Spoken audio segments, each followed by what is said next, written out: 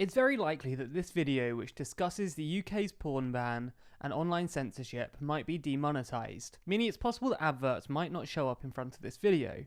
Kind of understandably, advertisers don't want to associate their brands with potentially damaging content. As an entirely independent channel, we rely on advertising and your support, but we think that reporting on important stories is more critical than our bottom line. If you agree and want to support us making content that really matters, then consider backing us on Patreon. Your donations help us hugely, and in return we give you early access to some videos, the ability to vote on topics, exclusive merch, and much more. To find out more, head over to patreon.com/TLDR news. You can also make direct one-off donations through PayPal. Find out more about that and how we're funded at tldrnews.co.uk/funding. In an absolute tidal wave of Brexit news, it's easy to miss some other things the UK government is doing. A more cynical person would accuse the government of using the media's preoccupation with Brexit to get laws through without as much scrutiny. But I couldn't possibly be that cynical. One such change is the introduction of more online censorship in the UK. So what's the UK government planning? Well, from July 15th, the Digital Economy Bill will make porn sites in the UK verify the age of their visitors.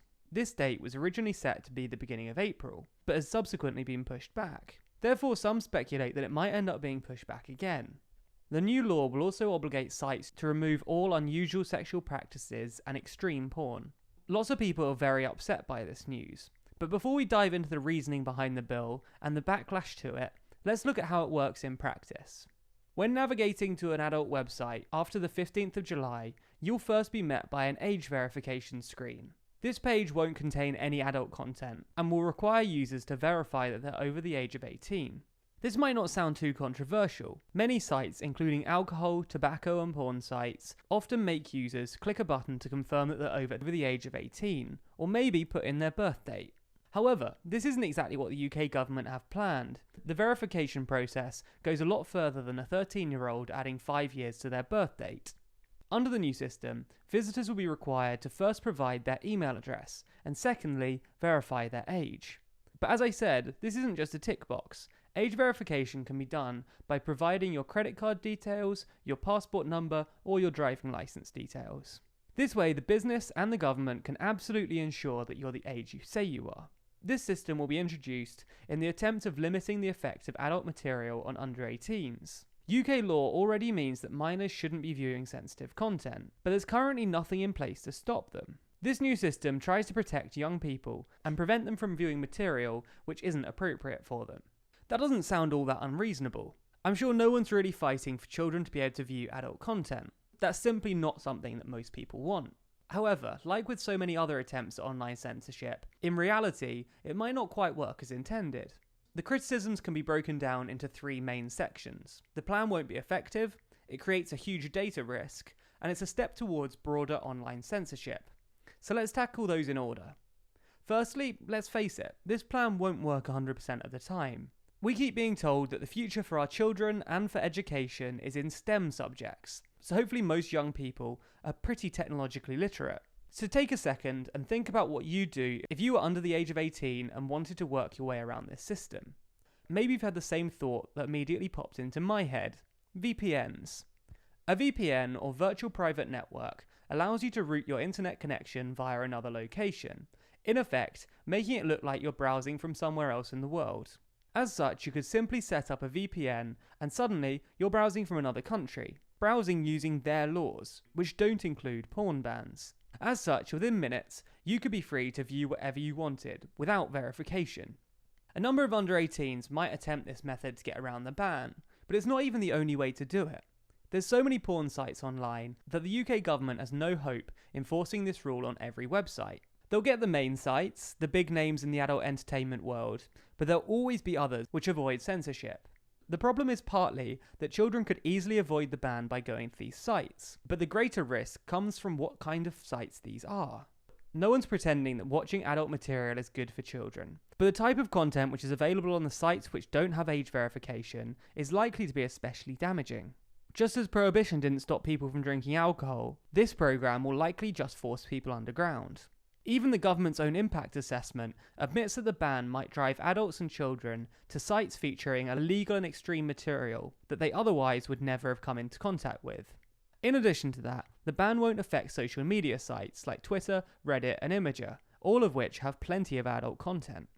I'm not saying that the existing system is the ideal way of doing things, but purely from a factual, technological perspective, attempting to censor sites in this way simply doesn't work. The way that the internet is designed makes it virtually impossible to censor things, so simply, this porn ban won't work. That might be reason enough not to go ahead with this bill, but let's say that on balance we decide it's worth it. It might not stop everyone, but even if it only stops a small percentage, that's an improvement, right? Well, that brings us on to our other big objections. Privacy is always a big issue when it comes to things like adult content. That's why incognito mode is so popular. Sorry, I meant it's for buying presents for your partner and planning surprise parties. Regardless of what you use it for, people are understandably cautious about how this kind of content links to them personally, and they don't want their device's history to be shared with a database containing every site it visited. So it becomes an even bigger privacy issue when you're talking about sharing identification before browsing. This new law will require you to share your real name, email address, and identification details before granting you access. So your browsing history isn't just linked to your device or maybe your browser, it's linked to your real-life personal identity. The worrying thing is that this vast amount of data isn't even being held or managed by the government, though maybe you wouldn't want them storing it either. The consequence of a data breach of this kind would be horrendous. Pornhub had 33.5 billion views during 2018, and the UK has their second highest viewership in the world, only behind the United States. Jim McKillop, executive director of the Open Rights Group, said that data leaks could be disastrous, and they will be the government's own fault. The government needs to shape up and legislate for privacy before their own policy results in people being outed, careers destroyed, or suicides being provoked. Also, many people complain that this is the first step towards greater online censorship. The slippery slope argument isn't always the most compelling, but this isn't the first time that the UK has banned adult content online. Back in 2014, the UK banned a number of sex acts in porn, including fisting, face-sitting, and female ejaculation. 2 points isn't enough to draw a real conclusion, but it's looking like the UK is getting increasingly happy to censor things online. Jim McKillop also commented on this, saying that while the BBFC say that they only block a few large sites that don't use age verification, there are tens of thousands of porn sites. Once MPs work out that AV is failing to make porn inaccessible, they'll demand more and more sites are blocked. BBFC will be pushed to block ever larger numbers of websites. I guess the natural retort to that is that it's all worth it. Obviously, protecting children from adult content is a greatly important endeavour, and genuinely requires our attention. In a press release, the UK's digital minister commented, "We want the UK to be the safest place in the world to be online, and these new laws will help us to achieve this." The problem is, if this solution and the risks it brings with them are really justified by the problem.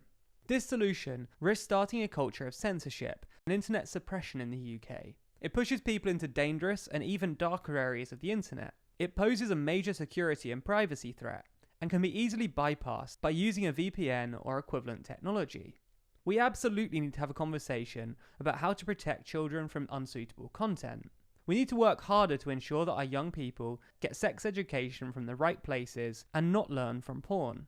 We need to make discussing topics like this less taboo so that we can have a real dialogue with young people. The question is if putting bans on online media like this is a valid way to solve this issue. We want to know what you think. Do you agree with the UK putting an age ban on adult content? Do you think there's another solution without all of these downsides? Let us know in the comments. We'd genuinely like to hear from you. Also, if you're into sharing your opinions, then consider filling out our Opinionated survey. Opinionated is a new series we're launching very soon, where we look at controversial topics and see what our viewers think. Have your say on these topics by heading over to tldrnews.co.uk/opinionated. Also, respondents who fill out the whole survey will be sent a discount code for our merch store once the series launches. That way you can buy our opinionated merch and our general TLDR merch with a discount. If you want to be notified when that series launches, then make sure you're subscribed.